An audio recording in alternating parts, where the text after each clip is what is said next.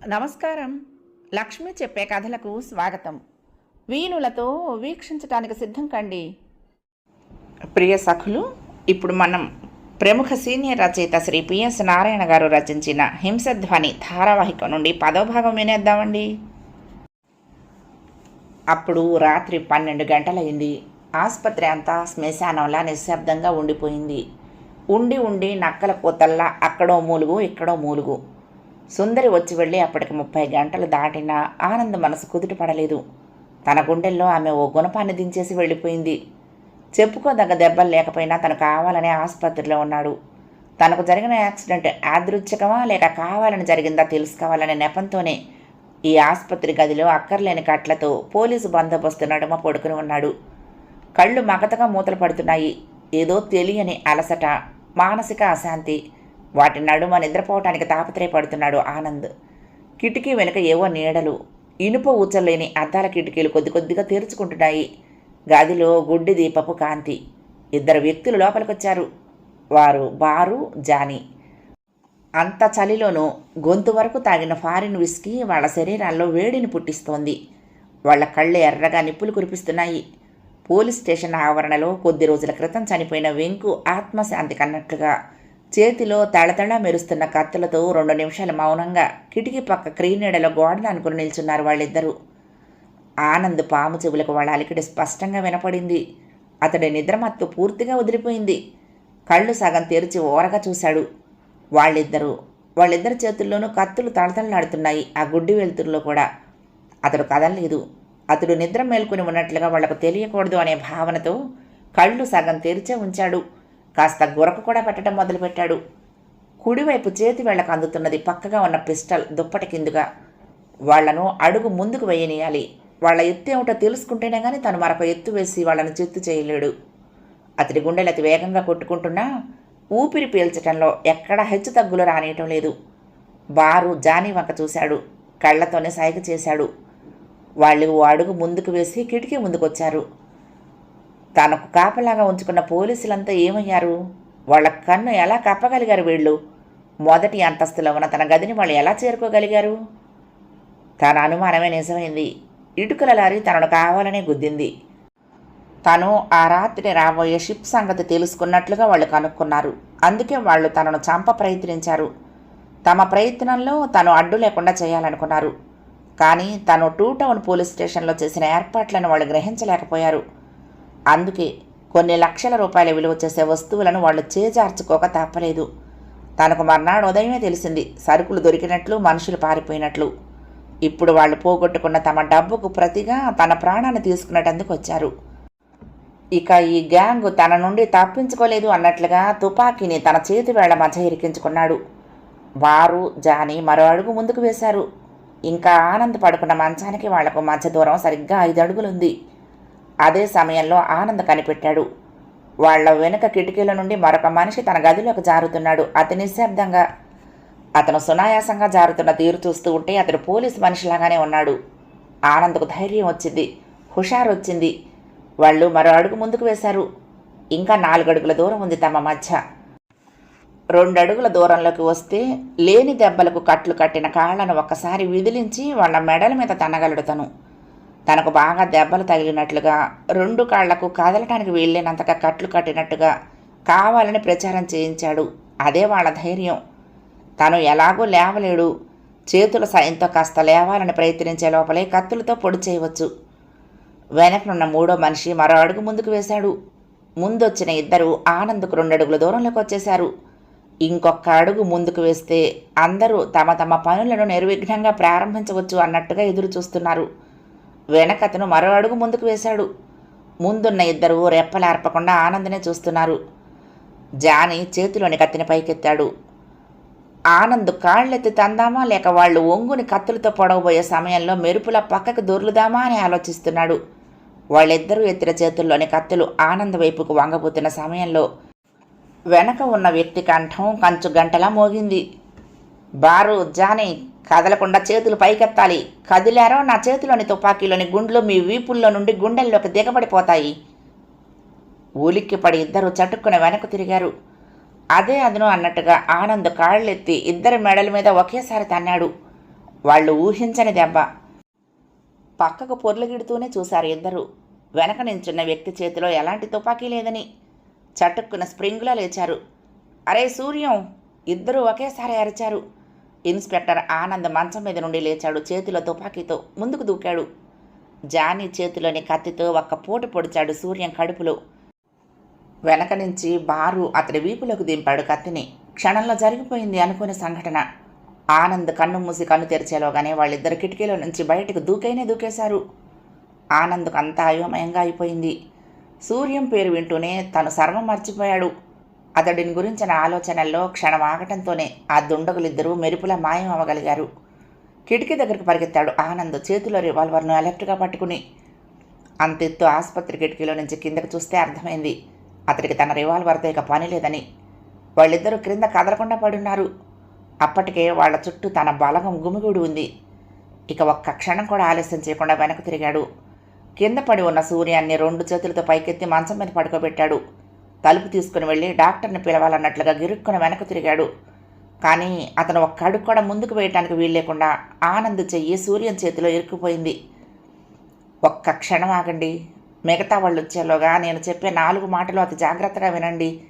ఈ గ్యాంగుకు అంతటికీ బాస్ అతడు చెప్పటం మొదలుపెట్టాడు. ఇన్స్పెక్టర్ ఆనంద్ బిగుసుకుపోయి నిలబడి అతడు చెప్పే మాటలన్నీ అతి శ్రద్ధతో వింటున్నాడు. శీతాకాలపు మంచు ఇంకా దట్టంగా పట్టి ఉన్న సమయంలో ఉదయం 6 గంటలప్పుడు ఫుల్ హ్యాండ్ స్వెటరు మంకీ క్యాప్తో ఇన్స్పెక్టర్ ఆనంద్ జీపులో మాస్టారింటికి వచ్చాడు. అతన్ని చూస్తూనే సుందరి తన సంతోషాన్ని వ్యక్తం చేసింది. ఎంత అదృష్టం, ఈరోజు మీ ఆశీర్వచనాలు నాకు దొరకవేమోనని భయపడ్డాను అంది ఆనందంగా. నేను మిమ్మల్ని ఆశీర్వదించడానికి రాలేదు, చాలా సూటిగా అన్నాడు ఇన్స్పెక్టర్ ఆనంద్. మరి మూతిని సున్నాల చుట్టి చూపుడు వేలుతో కొట్టుకుంటూ అంది. ఈ వివాహాన్ని మీరు చేసుకోవద్దని చెప్పటానికే వచ్చాను. అదేం, నాకు బాగోలేదు అనిపించింది కనుక. అలా ఎందుకు అంటున్నారు? ఎందుకు అనే ప్రశ్న వేసే ముందు నా ప్రశ్నకు సమాధానం చెప్పండి సుందరి. నేనన్నా నా మాటన్నా మీకు గౌరవం ఉందా? ఉంది అంది ఆలోచిస్తున్నట్లుగా చూస్తూ. అయితే వెంటనే ప్రశాంత్కు కబురు చేయండి, ఈ రోజున జరగనున్న వివాహం క్యాన్సిల్ అయినట్లుగా అన్నాడు. కానీ నేను ఆయనకు మాట ఇచ్చానే. మాటను వెనక్కి తీసుకోండి. అది అంత తేలిక కాదు ఆనంద్ గారు. ఎందుకు కాదు?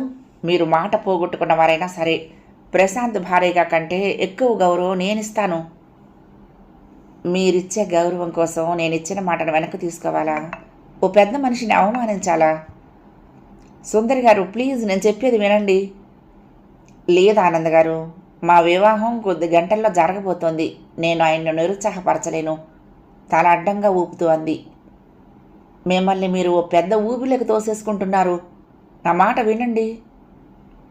అది మీరు ఊబి అని ఎలా అనగలరు? నేను పన్నీటి జల్లు కిందకు వెళ్తున్నట్టుగా భావిస్తున్నాను అంది. కోపం వచ్చింది ఆనంద్కు. నిజమే, ప్రస్తుతం ఆమె కాలు పెడుతున్నది ఊబి అని తను నిరూపించలేడు. దానికి ఇంకా కొంత సమయం పడుతుంది. అది నిరూపించకుండా మాటలతోనే ఒత్తిడి తెస్తూ ఉంటే ఆమె మరోసారి తన మీద ఈర్ష్య అనే ఈటని విసరొచ్చు. ఆ మాట గుర్తుకొచ్చేటప్పటికీ అతని ముఖం తెల్లగా పాలిపోయింది. పెదవులు వణకసాగాయి. ఎలా ఈ భయంకర అగాధం నుండి ఆమెను తను రక్షించగలడు? సూర్యం రాత్రి చచ్చిపోయాడు. కొద్ది రోజులు ఆగమందాము అంటే సూర్యం మరణాన్ని తను కావాలని గోప్యంగా ఉంచడానికి నిర్ణయించుకున్నాడు. మిగతా వాళ్ళు పట్టుబడేంత వరకు అతడి చావు అతి రహస్యంగానే ఉండాలి. తమ రహస్యాలన్నీ తెలిసిన అతడు చనిపోయాడు అని తెలిసిందో తన ప్రత్యర్థుల ఆనందానికి అవధులుండవు. అతడు ఇక ఆమెను ఎలాగో రక్షించలేడు అన్నట్టుగా వాకిట్లో తెల్ల అంబాసిడర్ వచ్చాగింది. అందులో నుంచి ప్రశాంత్ దిగాడు. తెల్ల సూట్లో మెరిసిపోతున్న అతను లోపలికి వస్తూనే ఆనంద్ను చూసి కంగ్రాచులేషన్స్ ఫ్రెండ్ అన్నాడు. రావటానికి పనుల ఒత్తిడిలో నాకు ఒక్క నిమిషం కూడా తీరుబడి దొరకలేదు. అందుకే సుందరిని పంపించాను. నువ్వు త్వరగా కోలుకోగలిగినందుకు నాకు ఎంతో ఆనందంగా ఉంది ఆనంద్ చెయ్యి చేస్తూ అన్నాడు ప్రశాంత్.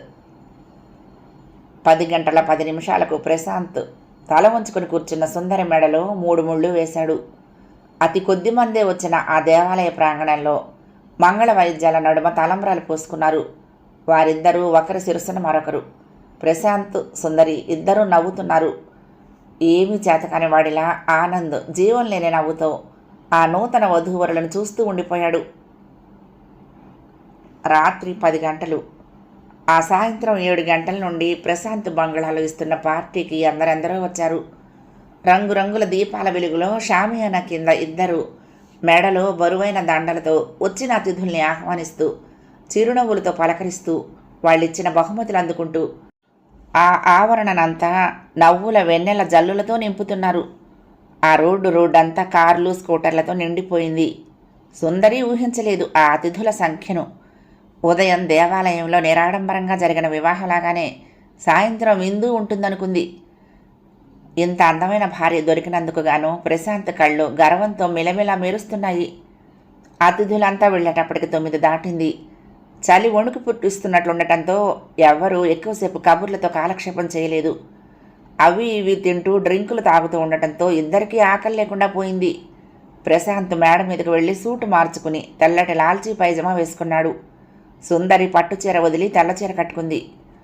ముందు ప్రశాంత్ వెళ్ళి మల్లెలతో నిండిన తన బెడ్రూమ్లో ఈజీ చైర్లో సుందరి రాక కోసమే అన్నట్టుగా 1000 కోరికలతో 1000 కళ్ళతో తలుపుల వంకే చూస్తూ కూర్చున్నాడు.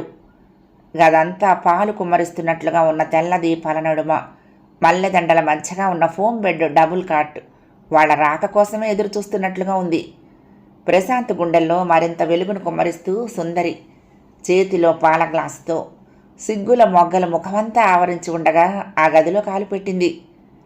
ప్రశాంత్ కుర్చీలో నుంచి లేచి ముందుకు అడుగులు వేశాడు. 2 చేతులు చాచి ఆమెను పొదివి పట్టుకోవాలి అన్నంత ఆశగా. నాకెంత ఆనందంగా ఉందో తెలుసా, కళ్ళు మెరుస్తూ ఉండగా అన్నాడు ప్రశాంత్. నాకు కూడా. ఆమె కళ్ళు ఆనందంతో మెరుస్తున్నాయి. తెలివి, అందము ఉన్న సుందరి నా జీవిత భాగస్వామిని అవ్వటం నా అదృష్టం అన్నాడు. చిన్న పెంకుటింట్లో మాస్టారి కూతురుగా పెరిగిన నేను కోటీశ్వరుడికి ప్రియమైన ఇల్లాలు కావటం నా అదృష్టం కాదా అంది. అలా కూర్చుందాం పదండి అంది సుందరి అడుగు ముందుకు వేస్తూ. ఆ పాల గ్లాసును ఎంతసేపు పట్టుకుని నిల్చుంటావు, అక్కడ పెట్టు సుందరి. నేను కొత్త జీవితం ప్రారంభిస్తున్నాను. శుభప్రదమైన పాల గ్లాసుతో కొత్త లోకంలోకి కాలు పెడుతున్నట్లుగా నేను కలలో కూడా ఊహించలేని ఈ గదిలో కాలు పెట్టాను నిదానంగా అంది. పెట్టావోయ్, కనపడుతూనే ఉందిగా, అలా కూర్చో అన్నాడు తను సోఫాలో కూర్చుంటూ. అయితే ఈ పాల గ్లాసును ఏం చేద్దామంటావో ముందుకొచ్చి నీ అమృతపు మాటలను నా చెవిలో చిన్నగా పడేయి అన్నాడు. మరి నాకు చోటు ఎక్కడా అంది సోఫాకి అటు ఇటు చూస్తూ. నేనే నీ సర్వస్వం అయినప్పుడు నీకు వేరే చోటు దేనికి, పక్కకు జరగకుండానే అన్నాడు. ముందు ఈ పాలు మీవి, మొత్తము నావేనా? మీ ఇష్టం. మీ ఆనందాన్ని సంతోషాన్ని నాకు పంచాలనుకుంటే సగం తాగి ఇవ్వండి అంది కవ్విస్తున్నట్లుగా అతడికి దగ్గరగా జరుగుతూ. ఓకే, ఈ క్షణం నుంచి మనిద్దరం వేరు కాదు, ఒకటైపోతున్నాము, 50-50 అన్నాడు. Thank you. ఆమె చేతిలోని గ్లాసును అందుకున్నాడు ప్రశాంత్. ఆమె కళ్ళల్లోకి చూస్తూ, ముందుగా నువ్వు, ఆ పైన అమృతం నింపిన ఆ పాలు నేను అన్నాడు. తల అడ్డంగా ఊపింది నవ్వును బిగపట్టుకుంటూ. సిగ్గుపడుతున్నట్లుగా తల వంచుకుంది. మన శాస్త్రాలన్నీ మగవారికి అగ్రస్థానం ఇస్తున్నాయి. నాకు శాస్త్రాలంటే ఎంతో గౌరవం, నమ్మకం. ఓకే, ఒకరి నమ్మకాలను మరొకరు ఎందుకు వమ్ము చేయాలి, అందున భార్య విషయంలో భర్త మొదటి రాత్రి నాడే అన్నాడు. అర్థం చేసుకున్నందుకు థ్యాంక్ యూ. అతడు గ్లాసులో పాలు సగం గడగడ తాగేసి గ్లాసును ఆమెకిస్తూ, ఇక నువ్వు అన్నాడు. ఎంత స్వార్థపరులండి అంది ఆ గ్లాసును అందుకోకుండానే చిరుకోపంతో ముఖాన్ని పక్కకు తిప్పుకుంటూ. అదే ముఖాన్ని చటుక్కున పైకెత్తాడు ప్రశాంత్. మీరు కాసిని నేను కాసిని, మీరు కాసిని నేను కాసిని అలా పంచుకు తాగుదాం అనుకున్నాను. మన ఆనందాన్ని అలా పంచుకుంటూ ఉంటే జీవితానికి ఎంత తృప్తిగా ఉంటుంది, కినుకగా అంది.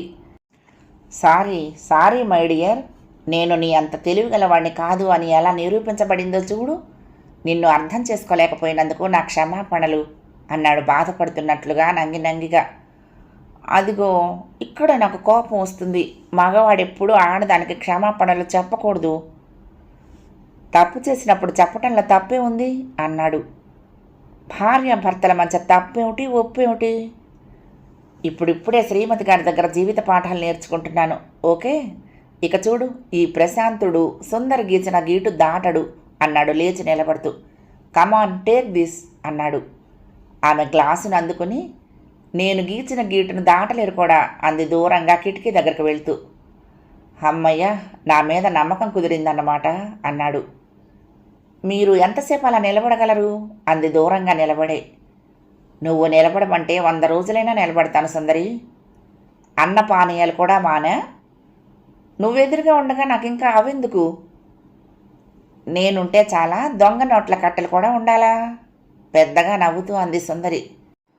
సుందరి, ఏం మాట్లాడుతున్నావు? అర్థం కానట్టుగా అరిచాడు. ఎన్ని కోట్ల రూపాయల విలువ చేసే డ్రగ్స్ ఉన్నాయి మీ గోడౌన్లో ఇప్పుడు అడిగింది. సుందరి, అతడు అయోమయంగా చూడసాగాడు. సేట్ కిషన్ చంద్ ఇంట్లో దోపిడీ చేసిన నగల మూట ఎక్కడుంది? ఆమె పగలబడి నవ్వుతున్నది. ఆ గదంతా ఆమె నవ్వులతో తెల్లని పొగను మేఘాల్లో వదిలేస్తున్నట్లుంది. ప్రశాంత్ చటుక్కున తల పట్టుకుని సోఫాలో కూర్చున్నాడు.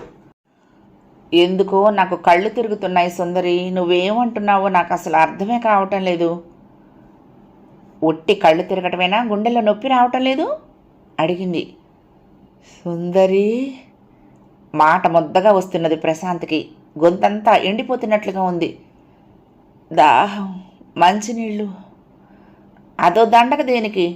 ఆమె చేత్తో పొట్టను పట్టుకుని మరీ ఆపుకోలేనట్లుగా నవ్వుతున్నది.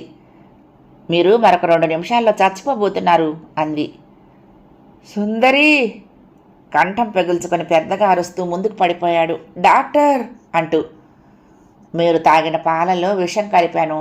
ఏ డాక్టరు మిమ్మల్ని రక్షించలేడు. మీరు నాశనం చేసిన ఏ కుటుంబాన్ని ఏ దేవుడు రక్షించలేనట్లుగా ముందుకొచ్చి అతడి ముందు మోకాళ్ళ మీద కూర్చుంటూ అంది. ఆమెను ఆ స్థితిలో కూడా అతడు నమిలి మింగేసేలా చూస్తున్నాడు. ఆమె గొంతును తన చేతుల్లో ఇరికించుకుని నలిపేయాలి అన్నట్లుగా చేతులెత్తబోయాడు. ఆ చేతుల్ని విదిలించి కొట్టింది సుందరి. నువ్వు ఏమీ చేయలేవు. మొత్తం సమాజాన్నే సర్వనాశనం చేయటానికి నడుం కట్టిన దౌర్భాగ్యుడివి.